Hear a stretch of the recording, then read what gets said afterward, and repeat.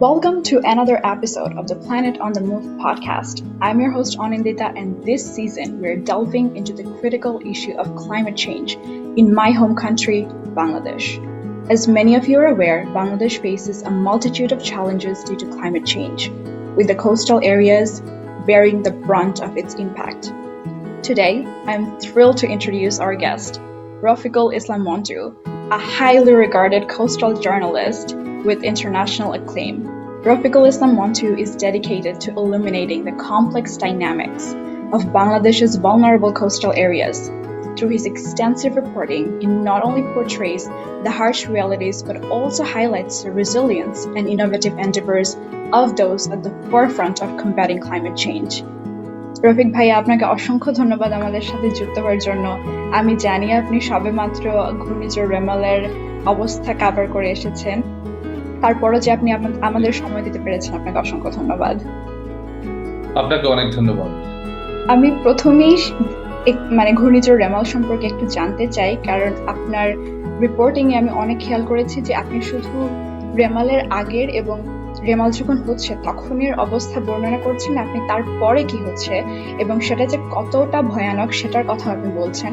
তো আমি এখন সেখানে কি পরিস্থিতি একটু জানতে চাই এবং সেখানকার মানুষ কিভাবে তাদের আবার জীবনযাত্রায় ফিরে আসার চেষ্টা করছেন সেটা সম্পর্কে একটু জানতে চাই। আসলে বাংলাদেশের উপকূলের জন্য সাইক্লোন একটা নিয়মিত বিষয় হয়ে দাঁড়িয়েছে এবং আমাদের উপকূলের মানুষ এই ব্যাপারে অভ্যস্ত হলেও আসলে সাইক্লোন গুলো এতটাই বিধ্বংসী হয় যেটা তাদের পক্ষে কাটিয়ে ওঠা বা সামাল দেওয়া খুব কঠিন। এবার আমরা এখন দেখতে পাই যে দক্ষিণ পশ্চিম উপকূলে অনেক বেশি আঘাত করেছে গতবারের মতোই, এর আগের সাইক্লোন গুলোর মতোই এবারেও দক্ষিণ পশ্চিম অঞ্চলে বাংলাদেশের দক্ষিণ পশ্চিম উপকূলে অনেক বেশি বড় আঘাত লেগেছে এবং সেখানে আমরা যে সংকটগুলো দেখি, আমি রিসেন্টলি আসলাম, আমি গতকালই ফিরেছি উপকূল থেকে, আপনি জানেন, সেটা হচ্ছে যে সেখানে পানি সংকট ছিল, কিন্তু পানি সংকটটা ভয়াবহ আকার ধারণ করেছে। সেখানে নদীর ভাঙন ছিল, ভাঙনটা আরো তীব্র আকার ধারণ করেছে এবং এই যে সংকটগুলো আছে, এই সংকটগুলো সেখানে অনেক বেশি এবং যাদের বাড়িঘর হারিয়েছে, যাদের বাড়িঘর নতুন করে মাটির দেয়াল, সেগুলো একেবারে পুরোটাই ধসে গিয়েছে। এখন সেগুলো আবার নতুন করে তাকে করতে হবে।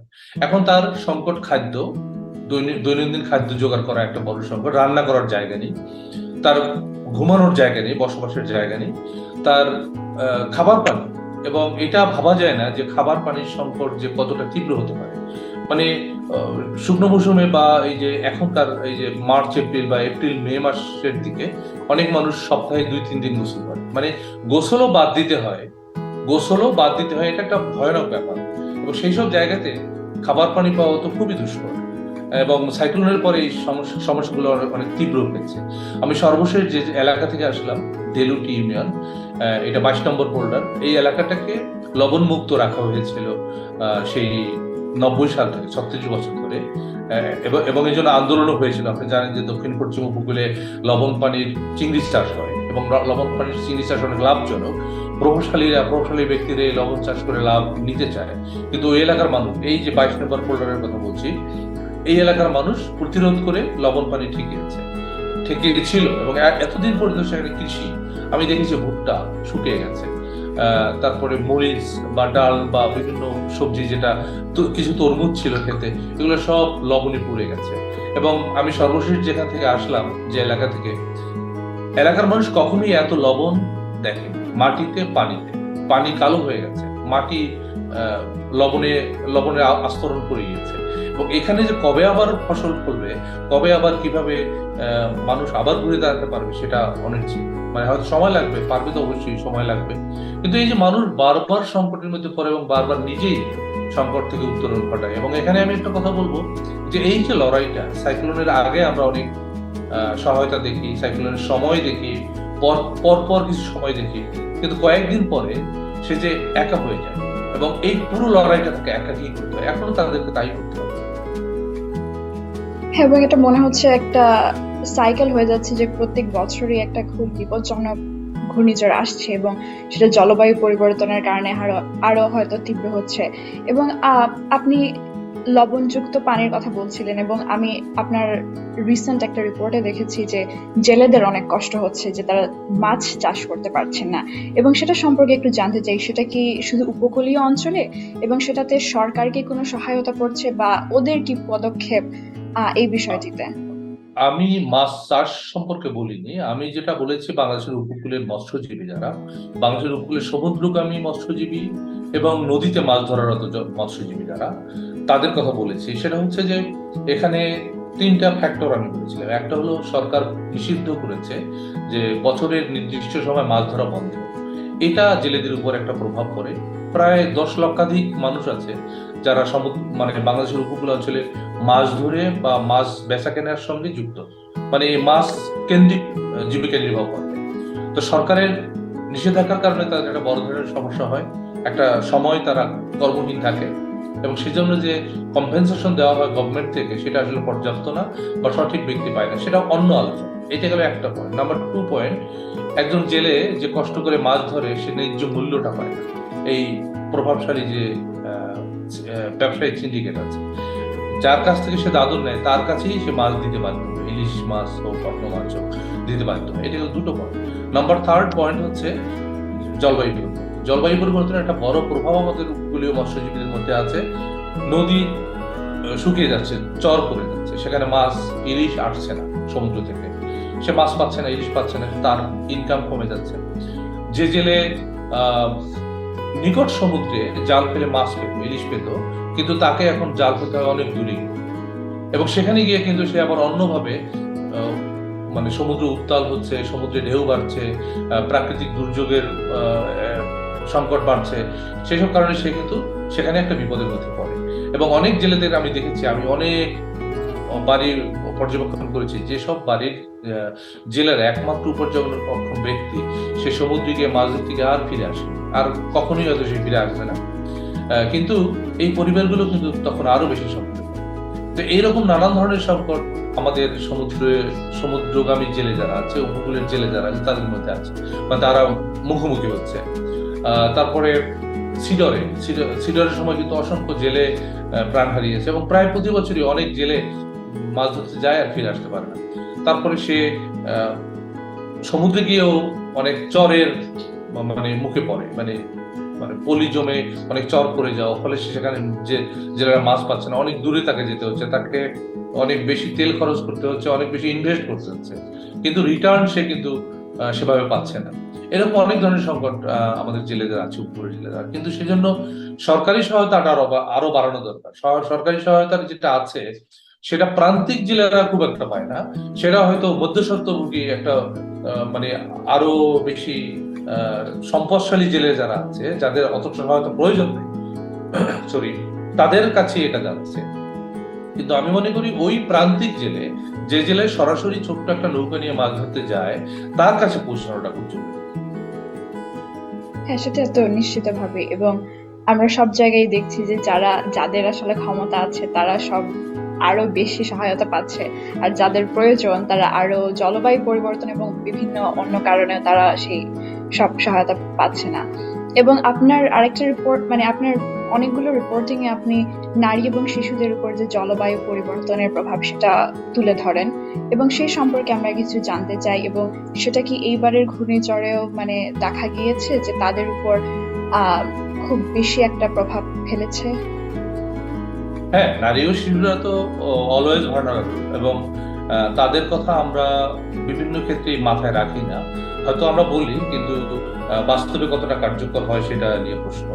যেমন আমি দীর্ঘ সময় সাইক্লোন পর্যবেক্ষণ করে বা সাইক্লোন এফেক্টেড এরিয়া এলাকা ঘুরে আমি দেখেছি, সেটা হচ্ছে যে নারীরা, আমাদের দক্ষিণ পশ্চিম উপকূলের অনেক নারী, যারা নারীদের উপর বেশ কয়েকটা চাপ পড়ে। যেমন সে কিন্তু দুর্যোগের সময় তাকে ঘর সামলাতে হয়। এই যে এইবারের সাইক্লোনের কথাই বলি, ঘরের পুরো বিষয়টা, মানে ঘর গোছানো, ঘর নষ্ট হয়েছে, খুঁটিটা করতে হবে, চৌকিটা ঠিক করতে হবে, এই যে ঠিক করার ব্যাপারগুলো, এটার সঙ্গে কিন্তু নারী অনেক বেশি পুরুষের চেয়ে। ঠিক আছে না, পুরুষকে বাইরে কাজ করতে হয়, বাইরে আড্ডা দিতে যেতে হয়, বাইরে বিড়ি সিগারেট খাইতে যেতে হয়, কিন্তু নারীকে এই কাজগুলো করতে হয়। পাশাপাশি ঘরে আজকে কি রান্না হবে সেটাও নারী করতে হয়, বাচ্চা কাঁদে কিনা, তার কি লাগবে সেটাও নারী করতে হয়। ফলে নারীর উপর এই প্রেশারটা অনেক বেশি পড়ে দুর্যোগের ক্ষেত্রে। শুধু এই সাইক্লোনের ক্ষেত্রে না, আমি দেখছি নদী ভাঙনের ক্ষেত্রে বা অন্যান্য সাইক্লোনের ক্ষেত্রেও কিন্তু এটা প্রযোজ্য। এটা গেল পুরুষ আছে সেই পরিবার, কিন্তু যে পরিবার নারীর সিঙ্গেল মাদার ফ্যামিলি যেগুলো আছে তাদের সংকটটা কিন্তু আরো বেশি, যে পুরুষটা নাই কিন্তু এই নারীকেই তার ঘর সামলাতে হয়। হয়তো আজকে চাল নাই ঘরে, চালটা সংগ্রহ করতে হবে, তার হয়তো লাকড়ি নেই, লাকড়িটা কালেকশন করতে হবে, অথবা উপার্জনের ব্যাপারটাও তাকেই করতে হবে, অথবা ঘরে ছেলে মেয়ে স্কুলে যাবে কি যাবে না, যেতে পারবে কিনা সেই ম্যানেজটাও তাকে করতে হয়। এমনকি ঘরে অ্যাডোলেসেন্ট মেয়েটা থাকলে তাকে সুরক্ষাও কিন্তু এই নারীকে দিতে হয়। এবং আমি খেয়াল করে দেখেছি যে দুর্যোগের পরে অনেক পরিবারে, এটা গেল সিঙ্গেল মাদার ফ্যামিলি, একটা গেল হাজবেন্ড সহ ফ্যামিলি, আর একটা ফ্যামিলি হচ্ছে যে নারীটিকে একা ঘরে থাকতে হয়, পুরুষকে যেতে হয় বাইরে কাজে, মানে এলাকা ছেড়ে অন্যত্র হয়তো 6 মাসের জন্য সে ইটভাটা কাজ করতে গিয়েছে। সেক্ষেত্রে এই নারী কিন্তু আরো বেশি সমস্যা পড়ে, এবং এই কখনো কখনো ওই পুরুষটা আর কখনো ফিরে আসে না, এমন ঘটনাও আছে। সে হয়তো অন্যত্র বিয়ে করে আবার নতুন সংসার করেছে, কিন্তু এই নারীটাকে কিন্তু অনেক ধরনের সমস্যা ফেস করতে হয়। এটা কিন্তু অন্যান্য সাইক্লোনের মতো এবারের সাইক্লোনে সেটা লক্ষ্য করা গেছে। এবং সবচেয়ে বড় সমস্যা হচ্ছে এবারের সাইক্লোনের পরে যে পানির সংকটটা বাড়ছে, আমাদের দক্ষিণ পশ্চিম উপকূলে ব্যাপক পানির সংকট বেড়েছে। পত্রিকা বলছে 30,000-এর মতো পুকুর লবণ পানিতে পরিপূর্ণ হয়ে গেছে, মানে সেখানে মিঠা পানি ছিল কিন্তু এখন সেখানে লবণ পানি। আর এই পানির সঙ্গে সম্পৃক্ততা নারী, সাধারণত আমরা যেটা দেখি দক্ষিণ পশ্চিম উপকূলে 2-3 কিলোমিটার, এবারও আমি বেশ কয়েকটা গ্রাম ঘুরে নারীদের সঙ্গে কথা বলে দেখেছি, তারা 2-3 কিলোমিটার পথ পেরিয়ে তারা একটা টিউবওয়েল আছে, সেখান থেকে তারা পানি সংগ্রহ করে নিয়ে আসে, খাবার পানি। কিন্তু অন্য পানি সে তারা হয়তো লবণ পানি দিয়ে করে, অথবা টিউবওয়েলে হালকা লবণ পানি উঠে দিয়ে করে, কিন্তু শুধুমাত্র খাবার পানি তারা এভাবে কালেকশন করে। এবং এই চাপটাও কিন্তু নারীর উপর, ওভারঅল কিন্তু নারীর উপর এই চাপটা পড়লো। তাকে যদি আগেও পানি আনতে হতো, এখনো পানি আনতে হবে, এখন হয়তো ওই টিউবওয়েলটা নষ্ট হয়েছে, তাকে আরো দূরে যেতে হবে। এভাবে করে নারী এবং শিশুদের উপর অনেক বেশি সংকট পড়ছে। এবং এবারের সাইক্লোন কি অন্য সাইক্লোন থেকে একটু ভিন্ন মনে হচ্ছে? এবার জীববৈচিত্র্যের অনেক বেশি ক্ষতি হয়েছে, মানে এটা কিভাবে ভিন্ন হতে পারে আগের যে আমরা সাইক্লোনগুলো দেখেছি? এটা আমি সাইক্লোন রেমালের 3 দিন আগে সাইক্লোন যে দিক থেকে আঘাত করবে সেখানে উপস্থিত। আমি জানতাম সাইক্লোনটা মধ্য উপকূলে বাংলাদেশের কোস্টের ঠিক মাঝ বরাবর পটুয়াখালী বরগুনা অঞ্চলে আঘাত করবে, এটা জেনেই আসলে ওই এলাকায় আমি গিয়েছিলাম। কিন্তু ঠিক একদিন আগে আমি দেখতে পাই যে সাইক্লোনটা যে পথে আসতেছে আমি ঠিক সেই পথে দাঁড়িয়ে আছি। আমি একটা ডাকবাংলোতে ছিলাম, ডাকবাংলো থেকে হাঁটা মানে 30 বা 40 পা ফেললেই হলো একটা নদী, যেটার ওপারে সুন্দর।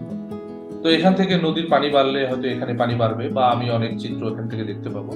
এবার যেটা হয়েছে, এবার সাইক্লোনে দীর্ঘ সময় ধরে, কোথাও 20 ঘন্টা, কোথাও 30 ঘন্টা, কোথাও এমনকি 48 ঘন্টা অবধি সে তাণ্ডব চালিয়েছে, যেটা আমি আমার জীবনে তো দেখিনি।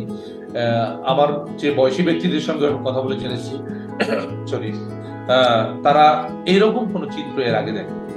এবং আমি খেয়াল করেছি যে রোববার সকালে এই তাণ্ডব শুরু হয়েছে এবং এই তাণ্ডব সোমবার রাত অবধি চলেছে। তার মানে দীর্ঘ সময় ধরে এই তাণ্ডবটা চলেছে। এইটা একটা বিষয় যেটা আপনি বললেন যে জীববৈচিত্র্যের ব্যাপক ক্ষতি হওয়া, গাছপালা ধ্বংস হওয়া, অনেক জায়গায় বেড়িবাঁধ নষ্ট হয়ে যাওয়া, এই যে বললাম কৃষি ক্ষেত্রের ব্যাপক মানে সমস্যার সৃষ্টি হওয়া, অনেক জায়গায় বেশি পরিমাণে লবণ পানি ঢুকে যাওয়া, এরকম অনেক সংকট হয়েছে, যেটা এর আগের সাইক্লোনগুলোতে আমরা দেখি। সাইক্লোন সাধারণত 2-3 ঘন্টার মধ্যে শেষ হয়ে যায়, বড় সাইক্লোন ছিলও 3-4 ঘন্টার মধ্যে আমরা দেখেছি যে শেষ হয়ে গেছে। মানে এই তাণ্ডবটা এত দীর্ঘ সময় ধরে হয়। এবং এর ফলে যেটা হয়েছে, আমরা ওই যে রুটটা, আমি আর একটা জিনিস খেয়াল করলাম, যে রুটটা আমরা ধরেছি যে সাইক্লোন আসছে, আমরা হয়তো উইন্ডি ট্র্যাক করি কিংবা জুম আর্থ ট্র্যাক করি, আমরা ট্র্যাক থেকে দেখি যে এটা ইন্ডিয়াতে ল্যান্ডফল করলো, ল্যান্ডফল করে কলকাতার নিচ দিয়ে বাংলাদেশের একদম দক্ষিণ সীমানায়, দক্ষিণ পশ্চিম সীমানায় শ্যামনগরের এখান থেকে বাংলাদেশে ঢুকলো। কিন্তু কোথায় সে ঢুকলো এবং কোথায় ঝাপটাটা লাগলো সেটা কোনো ফ্যাক্টরি এবার হয়। এবার হয়েছে সমগ্র উপকূলে ব্যাপকভাবে এটা তাণ্ডব করেছে। এবং এটা আমরা শ্যামনগরে যে ঘটনা দেখি, আমরা টেকনাফেও একই রকম চিত্র। ফলে এবারের সাইক্লোনটা ঠিক এক জায়গা থেকে আঘাত করেছে সমগ্র এমনকি সমগ্র দেশে একদিক থেকে বলা যায়। মানে বিভিন্ন ব্যাপারে এই সাইক্লোনটা একদম ভিন্ন ছিল এবং আরো বেশি ব্যাপক ক্ষতি এনেছে। আপনি অনেক বছর ধরে উপকূলীয় সাংবাদিকতা করছেন এবং আমি যদি আপনার কাছে জানতে চাই এই এত বছরে আপনি কি ধরনের পরিবর্তন লক্ষ্য করেছেন, যেটা সম্ভবত জলবায়ু পরিবর্তনের কারণে হতে পারে বা বিভিন্ন সামাজিক কারণে হতে পারে, যে উপকূলের মানুষ খুব বেশি মোকাবেলা করছেন? আমি লক্ষ্য করেছি, এটা যদি আমরা পরিসংখ্যান দেখি তাহলে 70-এর সাইক্লোনের পরে, বাংলাদেশ স্বাধীনের আগে 70-এর সাইক্লোন হয়েছে, 70-এর সাইক্লোনের পরের সাইক্লোন 88-এ, তার পরের সাইক্লোন 91-এ। মানে আমরা ক্রমান্বয়ে দেখতে পাই যে সাইক্লোন গুলো ঘন ঘন হচ্ছে, এটা একটা প্রবণতা লক্ষ্য করা যায়। এবং সাইক্লোনের ফলে মানুষের ক্ষতির পরিমাণ বেড়েছে। মানে এটা হয়তো আমরা পরিসংখ্যানগত ভাবে বলি যে মৃত্যুর সংখ্যা কমেছে। 70-এর সাইক্লোনে বলা হয় 10 লক্ষ মানুষ মারা গিয়েছিল। 88-এর পরিসংখ্যানটা আমাদের হাতে নেই, কিন্তু 91-এ অনেক সাইক্লোনে প্রায় 1.5 লক্ষ মানুষ মারা গিয়েছিল। তো এরপরে আস্তে আস্তে কমেছে এবং সর্বশেষ যে সাইক্লোন গুলো আমরা দেখি সেখানে আরো মৃত্যুর সংখ্যা টু ডিজিটে নেমে এসেছে, কিন্তু ক্ষতির পরিমাণ কিন্তু আমরা পরিমাপ সেভাবে করতে পারি না। একজন মানুষের ঘর শেষ হয়ে গেল, সে আবার নতুন করে ঘর করতে হবে। একজন মানুষ ডিসপ্লেসড হয়ে গেল, তার ক্ষতি তো আমরা ওই প্রাণ দিয়ে মাপতে পারবো না। মানে প্রাণ যাওয়া একটা জিনিস, কিন্তু তার ঘর চলে যাওয়া এবং তার বাড়ি থেকে তাকে অন্য জায়গায় চলে যাওয়া, সেটা কিন্তু আমরা অস্বীকার করতে পারি না। এবং আমি উপকূল ঘুরে লক্ষ্য করেছি যে শুধু সাইক্লোন না, নদী ভাঙনের তীব্রতা অনেক জায়গায় ব্যাপকভাবে বেড়েছে। এটার সঙ্গে আমি ঠিক আমাদের কর্তৃপক্ষকেও দায়ী করি কিছুটা, কেননা আমরা প্রোটেকশনটা সেভাবে দিতে পারি না। মানে আমরা যদি বেড়িবাঁধ, যেখানে আমি দেখি যে এই বেড়িবাঁধটা যে কোনো ছোট আঘাতেও ধ্বংস হয়ে যেতে পারে, ভেঙে পানি ঢুকতে পারে, সেটা আমরা দেখি, বুঝি, কিন্তু এটা তো যারা কর্তৃপক্ষ আছে তারাও বোঝে, তারা কেন এটা ঠিক করেন না। এবারেও আমি দেখলাম যে বেশ কয়েকটা জায়গায় বেড়িবাঁধ ভাঙেনি রেমালে, সৌভাগ্যক্রম, মানে ভাঙার কথা ছিল। মানে সাইক্লোনের পরে আমি হাঁটলাম তো বেশ কয়েকটা জায়গায়, সেসব জায়গাতে সাইক্লোনে মানে এবারে রেমালে মোটামুটি ভেঙে যাওয়ারই কথা, মানে এত নাজুক বেড়িবাঁধগুলো আছে। এবং এটা আমি বলবো যে আমাদের কর্তৃপক্ষ যদি আর নজর দেয় উপকূলের দিকে, উপকূল আমাদের একটা সমৃদ্ধির জায়গা, একটা আমাদের অর্থনৈতিকভাবে আমরা যদি উদাহরণটা এভাবে দিই, মাকড়সার জালে কোনো একটা কর্নারে যদি ধাক্কা লাগে তাহলে এই ধাক্কাটা কিন্তু সর্বত্রই লাগে। আমাদের উপকূলে ধাক্কা মানে হচ্ছে কিন্তু আমাদের দেশের উপর আঘাত করা। মানে উপকূলে ধাক্কা লাগা মানে উপকূলের অর্থনীতির ক্ষতি, মানে দেশের অর্থনীতি।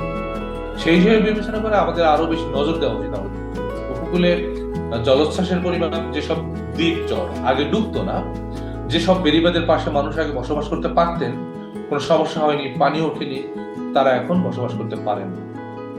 বাড়িটাকে উঁচু করতে হয়েছে তাদের, আরো বেশি ইনভেস্ট করতে হয়েছে তাদের বসবাসের জন্য। এমনকি দ্বীপ চর এলাকা থেকে আমাকে ফোন করে বলে, ভাই আমার বাড়িটা তো এই দ্বীপের সবচেয়ে উঁচু বাড়ি, আমি ভিটি উঁচু করে করেছিলাম, কিন্তু এই বাড়িটার মধ্যেও পানি ঢুকেছে, এখন আমি কোথায় যাব? মানে সেই জায়গা থেকে আমার প্রশ্ন জাগে, অ্যাকচুয়ালি আমাদের উপকূলে বেড়িবাঁধের বাইরের মানুষগুলো ফিউচারে বসবাস করতে পারবে কিনা। এবং অসংখ্য ডিসপ্লেস মানুষকে আমি চিনি, সে হয়তো ভোলার ঢালচর থেকে ভোলার চরফ্যাশনের মেইনল্যান্ডে এসে বসবাস করছে, সেটাও একটা চর। সে হয়তো ভোলার ওই মেইনল্যান্ড থেকে দ্বিতীয়বার বদল করে আবার ভোলা সদরে এসেছে, তৃতীয়বার হয়তো তাকে বদল করে ঢাকায় এসেছে। এরকম অসংখ্য মানুষকে আমি চিনি যারা এরকম বদল করছে, পরিবর্তন করতে বাধ্য হচ্ছে, ডিসপ্লেসড হচ্ছে। এমনকি দক্ষিণ পশ্চিম উপকূলে আমফানের পরেও অসংখ্য মানুষ ডিসপ্লেসড হয়ে গেছে, তারা ফিরতে পারে এবং ফিরতে পারেনি। এই মানুষগুলোর একটা বড় সমস্যা হচ্ছে যে তাদের জন্য যে সরকারি সহায়তাটা আসে যে কোনো সাইক্লোনের পর, দুর্যোগের পরে, এই মানুষগুলো কিন্তু সেই তালিকা থেকেও বাদ, কারণ এই মানুষগুলো এলাকায় নেই। আমাকে খুলনা থেকে ফোন করছে ফারুক হোসেন সর্দার, ভাইয়া কোনো সহায়তা আসলে আমাকে একটু জানাবো। মানে এই মানুষটা কিন্তু ট্রাকে নেই, মানে তালিকার মধ্যে নেই বা যোগাযোগের মধ্যে নেই। ফলে এরকম অসংখ্য মানুষ কিন্তু সহায়তা যাচ্ছে, কিন্তু এদের কাছে পৌঁছচ্ছে না। এবং আমাদের সেই হিসাবটাও নাই, সেই হিসাবটাও কিন্তু আমাদের কাছে নেই। এটা সবচেয়ে বড় দুর্ভাগ্যের ব্যাপার। এই ব্যাপারে আমাদের আর একটু ডাটাবেজ হওয়া, আমাদের তথ্যগুলো সংরক্ষণ করা দরকার। তথ্য সংরক্ষণ না করতে পারলে তো আমরা আসলে প্রপার উদ্যোগগুলোও নিতে পারবো। হ্যাঁ, আমার মনে হয় আমরা সবসময় শুনি যে কর্তৃপক্ষ কতটুক এগিয়েছে, যেমন ইভ্যাকুয়েশন এখন ভালো হচ্ছে বা অনেক শেল্টারের জায়গা আছে, কিন্তু সেটা মানে একদমই যে হয়ে গেছে সেটা নয়। আমাদের আরো অনেক কাজ করতে হবে এবং ভবিষ্যতে সাইক্লোন গুলো আরো ভয়ানক হবে, এবং এর পরে আমরা কর্তৃপক্ষের কাছে কি কি সাপোর্ট পাচ্ছে সেই মানুষগুলো, সেটার ব্যাপারেও অনেক ধাপ আমাদের এগোতে হবে। আমরা সাইক্লোন রেমালের কথা শুনলাম এবং এখন উপকূলের কি কি অবস্থা বা জলবায়ু পরিবর্তনের কারণে কি কি হচ্ছে সেটা শুনলাম। এবার আমি একটু আপনার জার্নিটা শুনতে চাই, যে আপনার কিভাবে কোস্টাল জার্নালিস্ট হওয়া এবং কি কারণে, এবং যারা এই বিষয় নিয়ে কাজ করতে চাইছে তাদের জন্য আপনার কিছু যদি কথা থাকে বা কোনো অ্যাডভাইস থাকে যে আমরা কি করতে পারি বা আমাদের কি করা উচিত, আপনি যেটা লক্ষ্য করছেন এবং আপনার এই এক্সপিরিয়েন্স থেকে, সেটা আমার মনে হয় আমাদের জন্য খুব ভালো হবে। ধন্যবাদ। আমি কয়েক দশক ধরে উপকূল সাংবাদিকতা করি। উপকূল সাংবাদিকতায় আমি একটা নাম দিচ্ছি, এটা ইতিপূর্বে কখনোই ছিল না। পৃথিবীর কোথাও কোস্টাল জার্নালিজম বলতে কিছু নেই। আমি যখন শুরু করি, আমার জন্মস্থান বরগুনা, বাংলাদেশের উপকূলীয় একটা জেলা, এবং বরগুনার কাদামাটিতে বেড়ে ওঠা আমি। সেই স্কুল জীবন থেকে আমি যখন স্কুলে যাই তখন আমি দেখেছি নদী ভাঙনের শিকার মানুষ, তখন আমি দেখেছি চর পড়ে যাওয়া মানে নদী, এবং তখন আমি দেখেছি আমার গ্রাম থেকে মানুষ আসছে ঢাকায় কাজ করতে। মানে প্রশ্নগুলো তখন থেকে মাথায় ঘুরপাক খাচ্ছিল, এবং সেখান থেকে আমি চিন্তা করলাম যে এই জাতীয় কিছু কাজ করা যেতে পারে। মানে তখনও আমি স্কুলের স্টুডেন্ট, তখন তো আর এতটা বিকশিত হয়নি, ক্লাইমেট চেঞ্জের ব্যাপারগুলো এতটা সামনে আসেনি। তো পর্যায়ক্রমে সাংবাদিকতায় যুক্ত হই, এবং আমি লোকাল মিডিয়া থেকে আমি কেন্দ্রীয় মিডিয়াতে আসি।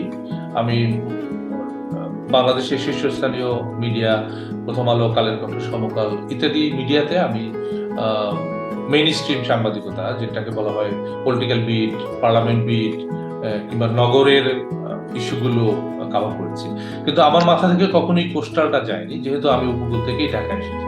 আমার মূল লক্ষ্যটা ওইটাই ছিল। পরবর্তীতে আমি BanglaNews24.com এখানে প্রস্তাব দিই যে উপকূল নিয়ে একটা কাজ করা যায়। BanglaNews24 এটা গ্রহণ করে এবং আমার জন্য একটা সেকশন চালু করে, উপকূল থেকে উপকূল একটা সেকশন চালু হয়, এবং আমি উপকূল ঘুরে ঘুরে কাজ শুরু করি। এই থেকে আমার মূল জার্নিটা শুরু হয়, এবং আমি একটা জিনিসই ফিল করতাম ঢাকায় এসে, সেটা হচ্ছে যে আমাদের উপকূলে, যেখানে আমার বাড়ি, আমি যেখানে জন্মেছি, সেখানে ক্যামেরাটা যায় শুধুমাত্র ঢাকা থেকে, ক্যামেরাটা যায় শুধুমাত্র সাইক্লোন এলে, সাইক্লোনের সব শেষ হয়ে যায়। কিন্তু স্বাভাবিক সময়ে উপকূলের মানুষের জীবন যে কতটা অস্বাভাবিক, সেটা আমি বোঝানোর চেষ্টা করি সবসময়, এবং আমি প্রথম উপকূলকে উন্মোচন করার চেষ্টা করি, এবং একেবারে না বলা গল্পগুলো, মিডিয়ার সামনে না আসা মানুষগুলো, তাদের সামনে আমি কিভাবে দাঁড়াতে, মানে যে মানুষটা কখনোই মিডিয়ার সামনে আসেনি, কখনোই মিডিয়াকে কিছু বলেনি, সেই মানুষগুলোকে আমি খুঁজি, যেখানে মিডিয়া সাধারণত পা পড়েনি, সেই জায়গায় কিভাবে যাওয়া যায়। সেই রকম দুর্গম দিকগুলোতে, দুর্গম জায়গাগুলোতে গিয়ে তাদের কথাগুলো আমি নিয়ে আসার চেষ্টা করি। এবং আমার স্টোরির মধ্যে সরেজমিন, কেউ আমার কাছে কোনো স্টোরি চাইলে আমি কখনোই মানুষের কাছে না গিয়ে, নিজে ছবি না তুলে, অন্যের ছবি আমি ব্যবহার করি না, অন্যের তথ্য আমি ব্যবহার করি না, এবং আমি মানুষের কোড ব্যবহার করার চেষ্টা করি, উদ্ধৃতি ব্যবহার করার চেষ্টা করি, যে অ্যাকচুয়ালি সে কি বলছে। আমরা যদি মানুষের কণ্ঠটাকে সামনে নিয়ে না আসতে পারি, সে কি বলতে চায়, সে কণ্ঠটা আমি টেবিলে বসে তৈরি করতে পারি, বাট হুবহু তার কথাটা কি সেটা আমাকে তার কাছ থেকেই জানতে হবে। এটা নারী, পুরুষ, শিশু সকলের কাছ থেকে। এবং আমাদের উপকূলের বিভিন্ন শ্রেণী পেশার মানুষ আছে, যারা ক্রমাগত জলবায়ু পরিবর্তন প্রভাবগুলো মোকাবেলা করছে, এবং ইতিমধ্যে সে হয়তো জলবায়ু পরিবর্তন বোঝে না, কিন্তু সে প্রভাবগুলো লক্ষ্য করছে বা সে ফেস করছে প্রতিনিয়ত। তাকে একের পর এক ঘটনা মুখোমুখি হচ্ছে, এবং সেইটা অনুযায়ী তাকে ব্যবস্থা গ্রহণ করতে হচ্ছে। তো আমি উপকূলের এই কাজগুলো করতে গিয়ে অনেক চ্যালেঞ্জ আমার ছিল, এখনো চ্যালেঞ্জ আছে, চ্যালেঞ্জ আমার বিরতে হচ্ছে। বাংলাদেশের মিডিয়াগুলো ঠিক প্রান্তিকের গল্পগুলো আসলে ওইভাবে নিতে চায় না, তারা আসলে পলিটিক্যাল স্টোরিগুলো বেশি গুরুত্ব দেয়। সব দেশেই পলিটিক্যাল স্টোরি গুরুত্ব দেয়, কিন্তু ক্লাইমেট চেঞ্জের কারণে যে আমাদের দেশের উপকূল আরো বেশি ঝুঁকির মধ্যে আছে, যে কথাটা আমি আগে বললাম, সমৃদ্ধির সঙ্গে তো ক্লাইমেট চেঞ্জ বা উপকূলের সম্পৃক্ততা আছে। আমি যদি দেশের সমৃদ্ধি চাই, অবশ্যই উপকূলকে প্রোটেক্ট করতে হবে। উপকূল উপকূলের সেই বিষয়গুলো প্রোটেক্ট করার বিষয়গুলোকে যদি আমি নজরে না আনতে পারি তাহলে তো প্রোটেক্ট হবে না। এবং টেবিলে বসে বা এসি রুমের মধ্যে বসে প্ল্যান করলে সেই প্ল্যানটা ওই মানুষদের জন্য হবে না। আমরা অনেক পলিসি প্ল্যান, আমাদের ন্যাশনাল অ্যাডাপ্টেশন প্ল্যান, আমাদের আরো অনেক পরিকল্পনা আছে, অনেক কিছু আছে। তো সেই বিষয়গুলো আছে, ঠিক আছে, আমরা অনেক প্রস্তুত আছি, কিন্তু আমাদের যে টাকাগুলো ব্যয় হচ্ছে, আমরা আরো চাই। টাকা ছাড়া তো অবশ্য আমাদের এত বড় বিশাল উপকূল বা এত বড় বাংলাদেশের এত সংকট আমরা মোকাবিলা করতে পারবো না। সেটা আমরা বাইরের ধনী দেশগুলোর কাছে যে দাবিগুলো করি সেটা ঠিকই আছে, কিন্তু আমার কথা হলো যে আমরা যে 5 টাকা ব্যয় করছি, বাংলাদেশের কর্তৃপক্ষ যে 5 টাকা ব্যয় করছে, এই 5 টাকা ঠিকঠাক ব্যয় হচ্ছে কিনা সেটা আমাদের দেখার দরকার। যে ঠিকঠাক জায়গায় আমি ব্যয় করছি না সেটা আমার দেখার দরকার।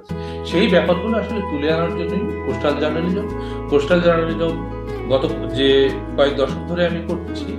এর ফলে অনেক তরুণরা উৎসাহী হচ্ছেন এবং দেশে বিদেশে এখন কোস্টাল জার্নালিজম বা উপকূলের ইস্যুগুলো অনেকে জানে। এবং আমি বলতে পারি যে বাইরের মিডিয়াগুলোতে আমি যে লিখি সেখান থেকে প্রথম অফারটা আমি পাই। মানে আমি তাকে বলিনি, আমাকে বলেছে তুমি এই পিসটা আমাকে দিতে পারবে না। ফলে এভাবেই আমার দুয়ারটা খুলেছে। এবং আমি চাই যে এখন যেটা দেখছি যে অনেক তরুণ সাংবাদিকরা বাইরের মিডিয়ায় কাজ করার জন্য উপকূলেই যাচ্ছে, মানে উপকূলের ইস্যুগুলোই তারা খুঁজছে। উপকূলেই ক্লাইমেটের সঙ্গে সম্পৃক্ত যেহেতু, সে কারণে তারা এটা খুঁজছে। এখানে চ্যালেঞ্জ অবশ্যই আছে, আবার ভালো লাগাও আছে। অনেক ভালো স্টোরি আছে যেটা ব্রেক করার মতো, মানে আমরা ইন্টারন্যাশনাল পর্যায়ে ব্রেক করতে পারি এমন স্টোরি উপকূলে আছে। এবং উপকূলের মানুষের জন্য যদি আমরা দেশে বিদেশি মিডিয়া একসঙ্গে কাজ করতে না পারি, এবং সামনে ফিউচারে যারা সাংবাদিকতায় আসবে তাদেরও এই ব্যাপারে অনেক বেশি আগ্রহ থাকতে হবে। এবং সেটা থাকলে এবং একাগ্রতা থাকলে অবশ্যই তাকে জানতে হবে। মানে হুট করে আমি অনেককে দেখেছি যে আমার কাছে অবশ্য সে আসলো যে আমি একটা স্টোরি করতে চাই, মাঝখান থেকে সে কোনো স্টোরি করা যায় না।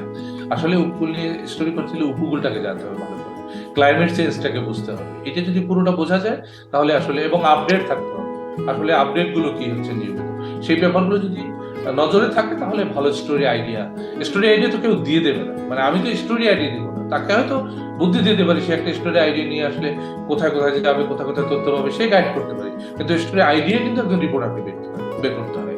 রুম থেকে শুরু করে স্টোরির জন্ম গ্রহণ পর্যন্ত যদি একজন সাংবাদিকের চিন্তায় না থাকে, সে তো আসলে স্টোরিটা পড়তে পারবে না, এটাই মনে করি।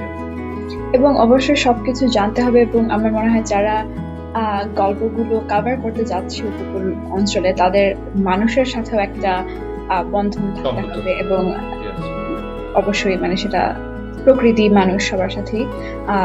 এবং রফিক ভাইয়া, থ্যাংক ইউ সো মাচ, আপনি আমাদেরকে সময় দিয়েছেন এবং আমাদেরকে এইসব কথা বলেছেন এবং কি হচ্ছে সেখানে সেটা আমাদের জানিয়েছেন। আপনাকে অসংখ্য ধন্যবাদ আমাদেরকে সময় দেওয়ার জন্য। এবং থ্যাংক ইউ সো মাচ, আপনি এত স্টোরি কভার করছেন, আমি সবগুলো পড়ছি। এবং আমাদের পডকাস্ট যারা দেখবেন, আমি সবার জন্য আপনার আর্টিকেলসগুলো লিংক করে দিয়ে দিব, যেন তারাও পড়তে পারেন এবং জানতে পারেন কি হচ্ছে, এবং যদি তারাও কেউ এগিয়ে আসতে চান এবং কর্তৃপক্ষের দৃষ্টি আকর্ষণ করতে চান। Thank you so much again for joining us. Okay, thank you.